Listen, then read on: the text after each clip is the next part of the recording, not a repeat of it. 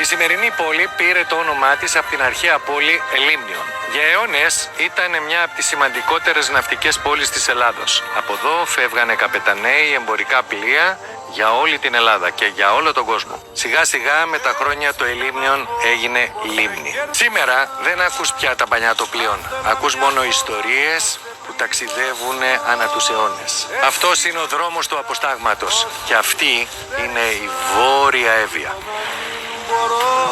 Πώς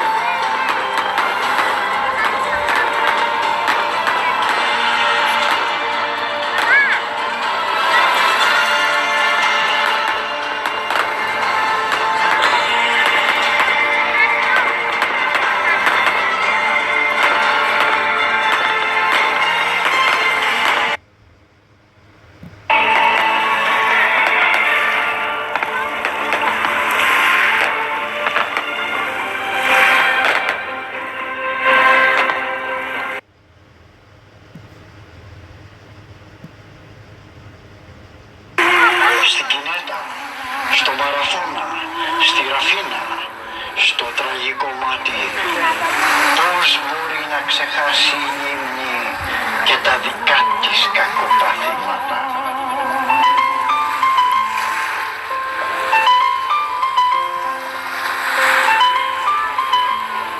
Τούτη την ώρα και πάνω στις Παναγιάς τη μεγάλη γιορτή, ο ναυτικός όμιλος Λίμνης και όλοι οι λιμνιώτες μαζί στέλνουμε μήνυμα συμπαράστασης και αντοχής στους πυρόπληκτους και σε ό,τι απόμεινε της μεγάλης καταστροφής.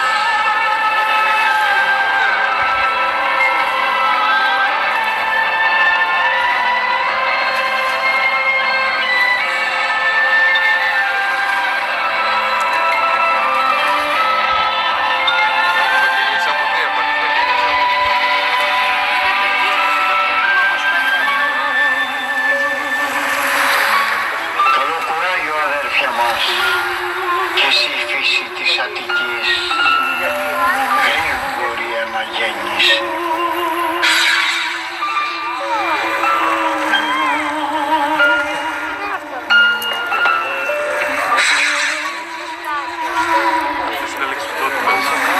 Βαγγέλη, αυτό είναι το λεξιτό.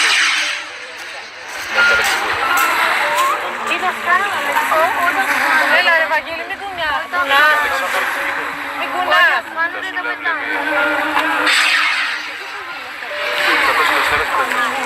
Όταν χάνονται δεν τα πετάνε. Όταν χάνονται δεν ήσουν μαζί σου.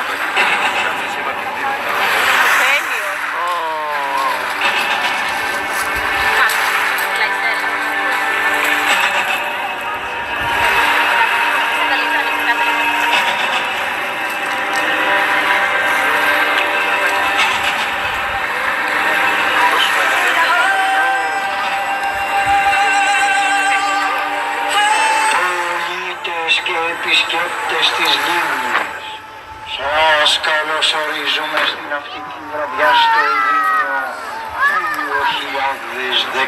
2018.